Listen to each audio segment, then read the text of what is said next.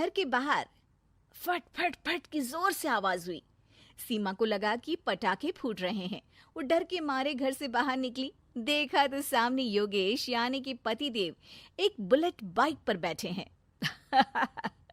अरे डर गई क्या? बाइक लेकर आया हूँ तुम्हें घुमाने के लिए। सच में? मुझे लगा पटाखे फूट रहे हैं। अरे पटाखे भी फूटेंगे और मिठाई भी बटेगी। माँ को तो बुलाओ। माँ भी बाहर आ जाती है। अरे योगेश बेटा, इतनी जल्दी आ गया? और ये गाड़ी किसकी है? साहब की है?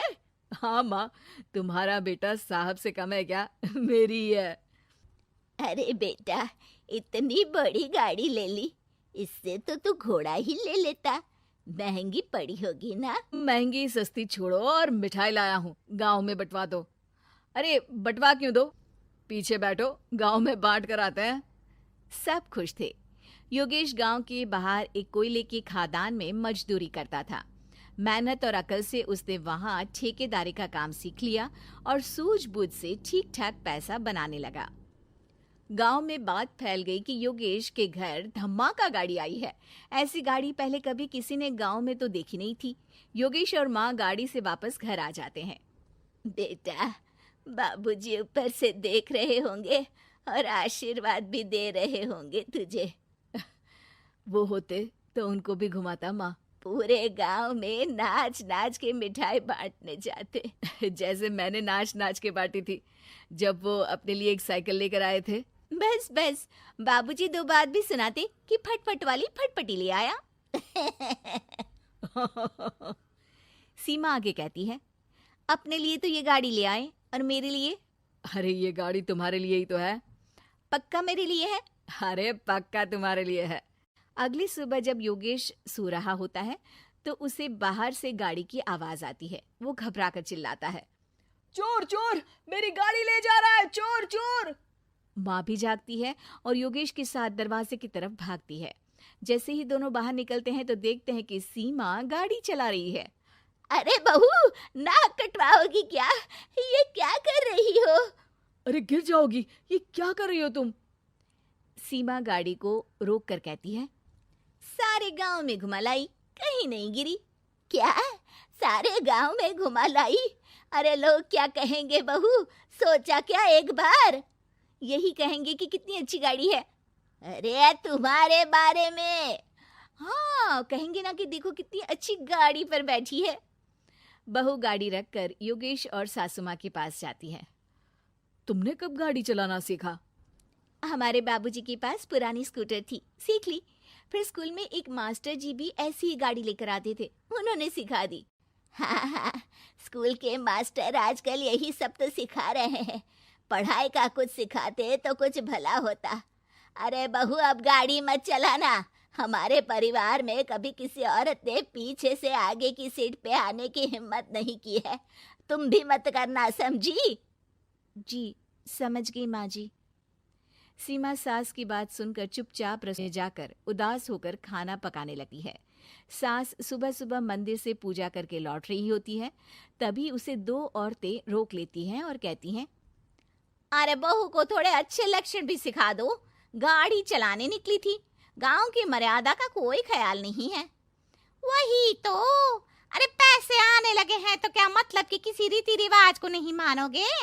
अरे समाज में रहना है तो समाज के ढंग से ही रहना पड़ता है। अरे लाज भी नहीं आई बहू को? चूल्हे चौके से निकलकर सीधे गाड़ी लेकर चौराहे चबूतरे नाप लिए, फट फट फट करते हुए। अरे कुछ कह देना उसे। अरे ये क्या कहेगी? बूढ़ी सास है, इनकी थोड़ी ना चलती होगी घर में। हाँ, बहू की ही चलती होगी, मर्जी भी और गाड़ी भी। सास सब सुनकर घर आती है और बहू को चिल्ला के बुलाती है, अरे नाक कटवा दी सबके सामने गाड़ी चलाकर। औरत जात गाड़ी नहीं चलाती। शहरों में तो 4 पहियों वाली गाड़ी भी चलाती हैं और हेलीकॉप्टर, हवाई जहाज भी। शहर में थोड़ी ना रहती हो मैडम साहिबा। आज के बाद गाड़ी से ही नहीं, यूं भी निकलना बंद तुम्हारा घर से। माँ सही कह रही है, कहीं भी जाना हो तो मुझे बता देना, मैं लेकर चलूंगा। आज माँ को तुम्हारे कारण कितनी बातें सुननी पड़ी। इतना कहते हुए योगेश वहां से चला जाता है। बारिश की वजह से कारखाने के रोड पर कीचड़ रहता है, इसीलिए योगेश गाड़ी घर रख कर जाता है और किसी से लिफ्ट लेकर कारखाने पहुंचता है ताकि नई गाड़ी गंदी ना हो। लेकिन शाम को इतनी तेज बारिश होती है कि उसे वापस आने का कोई साधन ही नहीं मिलता। बारिश बढ़ती जाती है। रात के 11 बज जाते हैं। रास्ते में एक नदी का ब्रिज है। अगर उस पर पानी आ गया तो योगेश कारखाने में ही फंस जाएगा। पूरी रात भूखे प्यासे बितानी पड़ेगी। घना अंधेरा, बिजली की कड़कड़ाहट और तेज बारिश। राजेश डर भी रहा था, ठंड से कांप भी रहा था। तभी उसे रोड से आती हुई एक रोशनी दिखती है। वो देखता है कि उसके सामने एक बाइक आकर खड़ी हुई है। वो ऊपर वाले को धन्यवाद देकर उस बाइक वाले आदमी की तरफ बढ़ता है, पर पास जाकर देखता है तो भौचक्का रह जाता है। सीमा, तुम यहाँ इतनी बारिश में गाड़ी पर? पहले बैठो तो, नदी ब्रिज पे आ जाएगी तो जाना मुश्किल हो जाएगा। योगेश गाड़ी के पीछे बैठता है। सीमा गाड़ी चला रही है। मैंने तो तुमको पहचाना ही नहीं। गाड़ी की आवाज तो पहचानी होगी ना। अरे पर मुझे नहीं पता था कि तुम आओगी।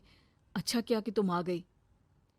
माँ नहीं आने दे रही थी, पर हमेशा पति पत्नी की रक्षा थोड़ी ना करेगा, पत्नी को भी तो करनी चाहिए। योगेश को सुबह अपने किए पर पछतावा होता है। उसकी आंख में आंसू आ गए जो बारिश की बूंदों में बह गए थे। उसके बाद सीमा को सास ने और योगेश ने खुशी खुशी समाज की सीमा लांघने की मंजूरी दे दी। अब वो जहां भी जाती फट फट फट गाड़ी पे ही जाती।